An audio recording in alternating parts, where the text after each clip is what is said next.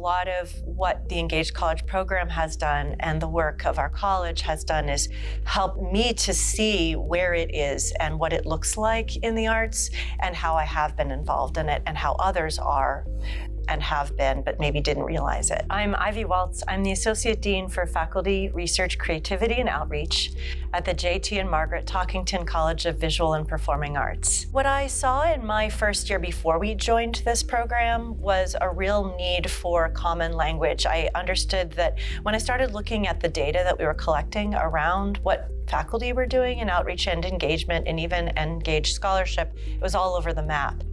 People were understanding it in different ways. So the opportunity to bring about a formalized structure. What is outreach versus what is engagement? What is engaged scholarship?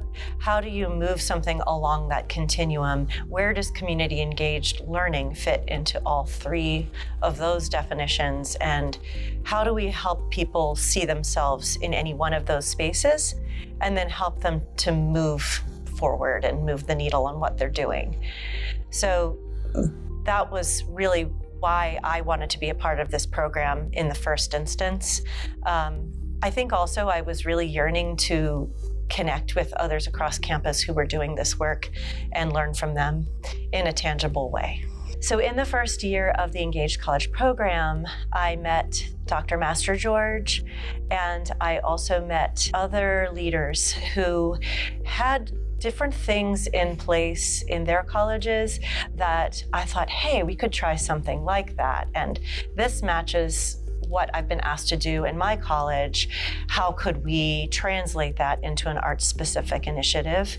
So in the first year, while I was cultivating this seed grant program, for us it's our TCVPA Research and Creative Activity Awards, I worked with Dr. Master George to understand how they built their seed grant program for engaged awards, and then we added an engaged component to our seed grants. So that was one outcome that came out of that first year, which further allowed us to use the definitions, build in exemplars, and start to socialize these concepts of what it means to do an engaged creative activity project or an engaged scholarship project. TCVPA has long embodied outreach and engagement in a variety of ways. One of the biggest ways is through our programs. So Saturday Morning Art Project, Lubbock Chorale, our summer camps in art, theater, and in music. When we started to formalize this language and think about that embodiment, I think the pin that dropped for me was, wow, we already have this framework in place because of these long-standing outreach programs. We have community partners. We have these relationships with folks. Certainly, we can continue to cultivate those partnerships, re-examine them, and do better because we are developing tools and how to do that. But we now have a metric to look at. What is the community need that we're actually serving? Has that need changed over time? Are there specific projects within those outreach programs that can lead to projects that then demonstrate societal impact? Really starting to think clearly around, are we tracking impact? What are the metrics for impact, and what does that look like for our college? So that we can further enhance our visibility and our footprint and our impact in the community. We've been instructed for years not to list things twice, and we're not saying that we will. However, there's more of a spectrum idea of outreach into engagement, community engaged learning, what that looks like in the classroom, to engaged scholarship. And that spectrum of activities and how it weaves throughout a dossier, certainly in its respective positions or its respective categories, and making sure it goes in the correct category for faculty, but that there is a fluid nature to a dossier that has this embedded in it. And I would argue that that's the same for traditional dossiers as well, ideally. However, sometimes we feel like we can't talk about our teaching when we're talking about our research. We feel like they have to be separate.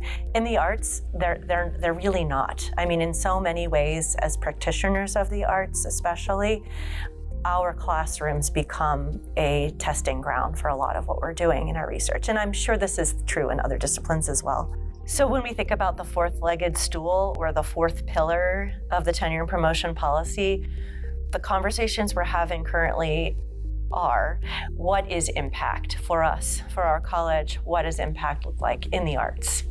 And these are awesome conversations. We're not done yet. I don't think we'll ever be done with those conversations, but we are looking to really articulate what impact looks like in terms of an impact statement and how one builds impact over time within the trajectory of their position. I would say one of the most rewarding things to being a part of the Engaged College program from my college's perspective and my position at the college has been getting to know what my faculty are doing and seeing all the amazingly colorful ways they are engaging with the community, and having some humility that I'm pretty sure I still don't know all the ways that they're engaging with the community.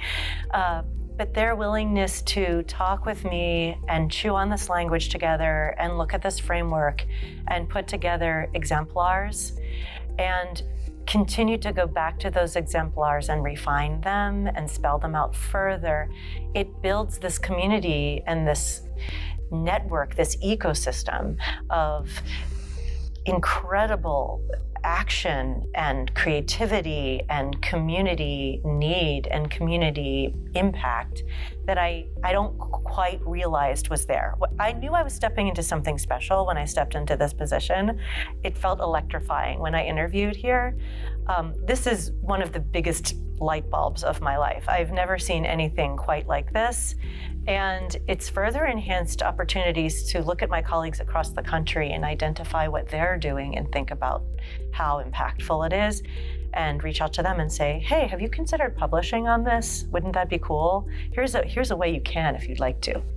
So one of the things I'm most excited as we look ahead in this work is cultivating cohorts of people who are doing engaged scholarship, folks who are publishing on it.